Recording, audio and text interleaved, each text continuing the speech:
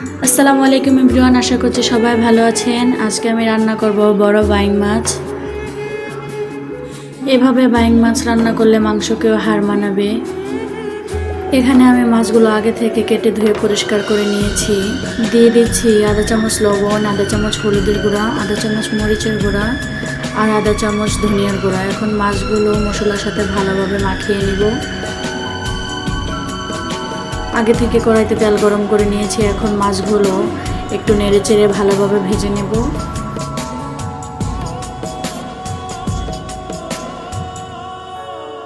তো মাছগুলো ভাজা হয়ে গেছে, এখন নামিয়ে নিব। মাছ ভাজার তেলে হাফ কাপ পেঁয়াজ কুচি দিয়ে ভালোভাবে ব্রাউন কালার করে ভেজে নেব। এই তো আমার পেঁয়াজটা ভাজা হয়ে গেছে। দিয়ে দিচ্ছি 1 চামচ আদা বাটা, 1 চামচ রসুন বাটা। আদা রসুন বাটাটা একটু নেড়ে চেড়ে ভেজে নেব পেঁয়াজের সাথে। অল্প একটু পানি দিয়ে 1 চামচ লবণ, 1 চামচ হলুদের গুঁড়া, 2 চামচ মরিচের গুঁড়া, 1 চামচ ধনিয়ার গুঁড়া দিয়ে দিচ্ছি।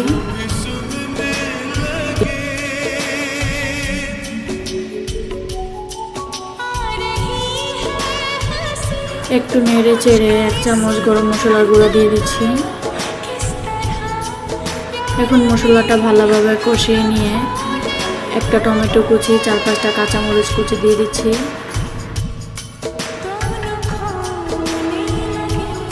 ভেজে রাখা বাইং মাছগুলো দিয়ে দিচ্ছি।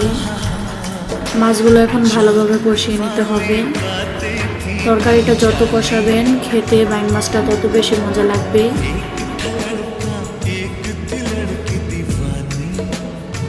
পরিমাণ মতো পানি দিয়ে দিচ্ছি, একটু নেড়ে চেড়ে দিচ্ছি।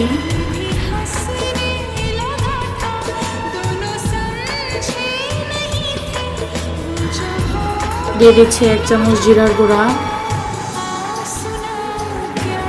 অল্প একটু ধনিয়া পাতা কুচি দিয়ে ভালোভাবে নেড়ে চেড়ে দিচ্ছি।